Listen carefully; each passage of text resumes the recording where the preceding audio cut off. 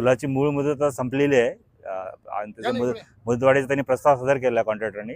आम्ही त्यांना आता सूचना दिलीत की राहिलेलं काम त्यांना टाईमलाईन देऊन पूर्ण करण्याची सूचना दिलेल्या आहेत. तर साधारणतः ऑगस्टपर्यंत मूळ पुलाचं काम पूर्ण होईल. अप्रोचेस आणि हे सगळं वरचं पुलाचं स्लॅबचं वगैरे काम ऑक्टोबर ते 15 नोव्हेंबरपर्यंत पूर्ण करण्याचं नियोजन आहे आमचं.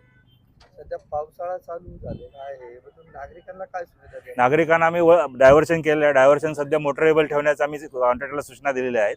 डायरेक्ट जर पूर वगैरे आला तर त्याचे वॉर्डन्स वगैरे ठेवलेले आहेत आम्ही त्यांना सूचना, आणि फलक बॅरिकेडिंग वगैरेची व्यवस्था करायला सांगितलेली आहे त्यांना. सध्या जो पर्यायी मार्ग आहे त्याला साईडला तुम्ही पिलर सुद्धा लावलेले, जेणेकरून जर थोडं पाणी आलं तरी नागरिक जाऊ शकतो, असं सुद्धा नाही.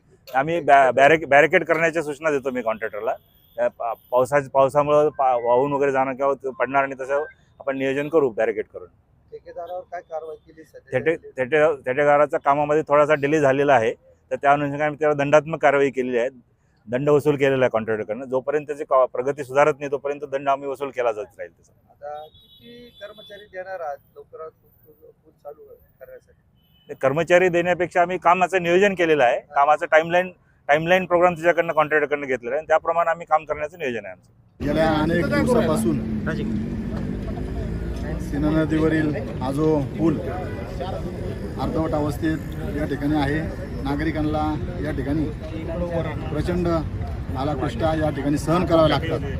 मागील आठवड्यातच शिवसेनेने या ठिकाणी पत्र देखील दिलं होतं की संबंधित या पुलाचा जो कोणी ठेकेदार असेल त्यावर काहीतरी कारवाई झाली पाहिजे.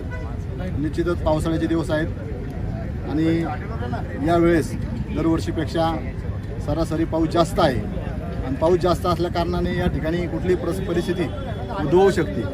त्यामुळं संबंधित ठेकेदारावर या ठिकाणी कामात दिरंगाई केल्याबद्दल आधीच सांगितलं. या ठिकाणी आता विपरीत साहेबांनी की त्याच्यावर दंड देखील त्याला ठोठावलेला आहे, परंतु नुसता दंड ठोठवून या ठिकाणी काम चालणार नाही.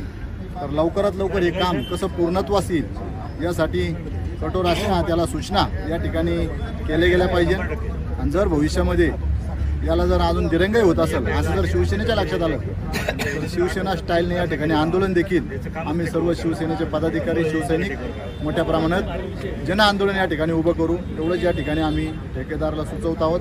लवकरात लवकर हा पूल नागरिकांसाठी खुला करावा असंच या ठिकाणी त्यांना विनंती करतो.